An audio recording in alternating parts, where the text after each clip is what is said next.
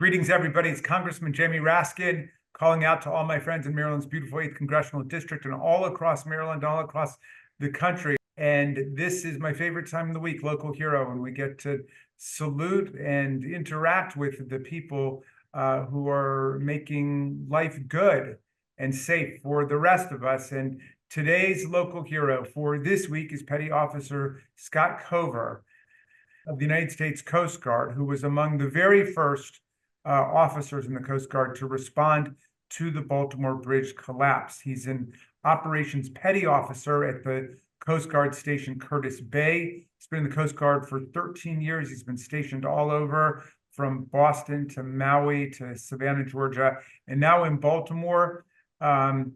He has worked in several search and rescue units. He's a lifelong Baltimore Orioles fan.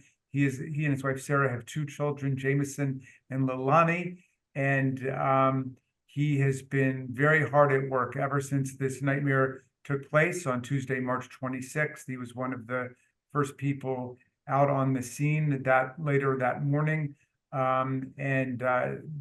Officer Cover, we want to salute you and thank you for all of your service to us through this very difficult time.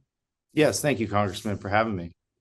And tell us what it was like, when the crash first took place and you went out several hours later on March 26th. And I guess you were still in the search and rescue phase because there were people missing. But what were your sensory impressions of what was going on and what was your job? Yes, Congressman. So when we had that initial call for, a vessel that had struck the bridge, we kind of treat it like any other search and rescue case. We really don't know what's going on. When we got that first call, there was a report that the bridge was in the water. When you hear something like that, it's kind of just unfathomable. You don't know what to expect. So the crews that went out there at the time, they went out, assessed the situation, and did determine that the boat had struck the bridge and that the bridge was actually in the water. I remember receiving a phone call, woke me up in the middle of the night at around 2 a.m. One of my other colleagues here making me aware of the incident and what had happened. And even when I heard it at first, it was just kind of, you didn't know what to expect. You didn't know if it was real. We pretty much got all of our assets moving here, got into the office, and then within a couple hours, we're out on the water to kind of get a firsthand look at it. And, what you had heard on the news so far was one thing, but once you actually, come out of the Curtis Creek here and you get that first look of, no more bridge there, it's pretty surreal when you actually get to look at it. Yeah, I mean, it's a shocking sight. I got to go out and look at it myself, but it's obviously unlike anything you've ever seen before, and just the sheer scale and magnitude of the ship, the bridge, the way that they're now intertwined. It's an arresting sight. Yeah. So the search and rescue period lasted for several days, to my recollection. Is that right? Yes, Congressman, it did last for a while. Our crews were out there pretty much around the clock. I started setting up a schedule to make sure that we had assets out on the water around the clock to be able to, search and possibly aid anybody that was, to be found in the water. Right. We know that tragically we lost 6 people. Is that right?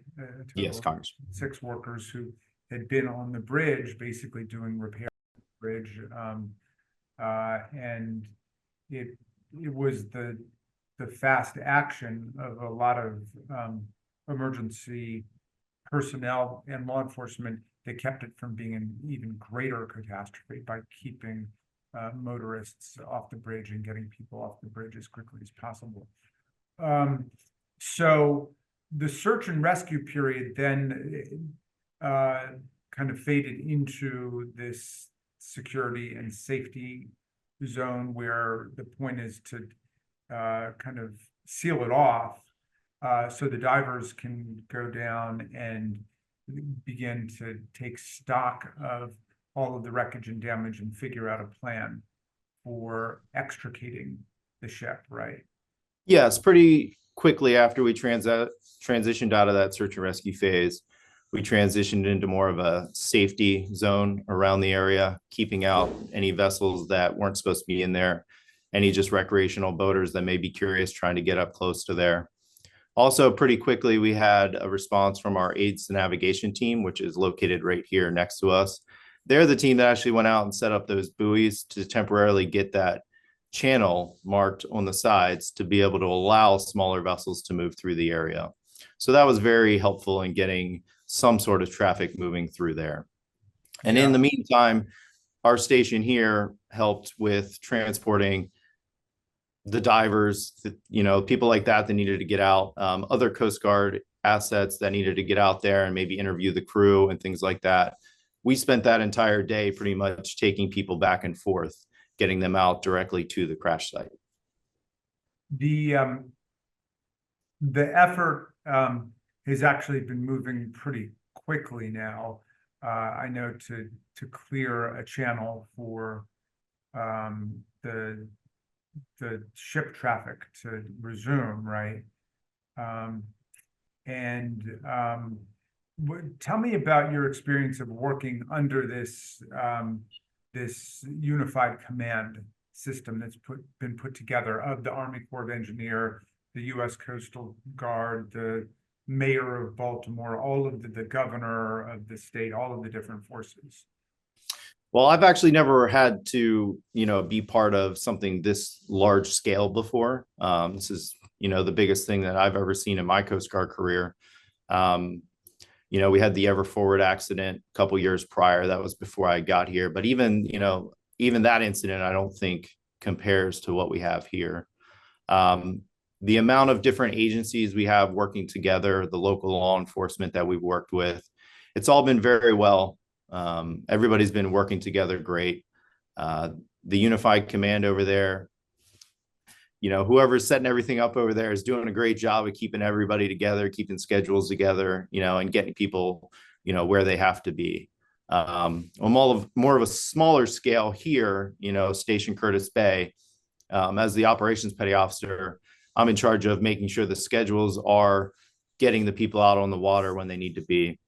The Coast Guard ended up needing additional resources in this area. So we've pulled boats and personnel from other stations such as ours from all around the country. We have, right now we have people here from Cape May, New Jersey, Savannah, Georgia. There was a boat and some personnel that just came up to provide additional resources. North Carolina, there was a couple crews that had come up. So sending additional resources our way, and then in return, myself managing those to get those resources out on the water where they're best suited. Well, look, we want to thank you, Officer Scott Cover, for your sleepless hard work. And we know that you represent many hundreds of other military, law enforcement, Coast Guard, naval personnel who have been hard at work ever since this nightmare took place. And we know that we're in good hands with you. So thanks to you, thanks to your family for your commitment and your service to all of us in getting through it. Absolutely. I thank you for having me, Congressman. You bet.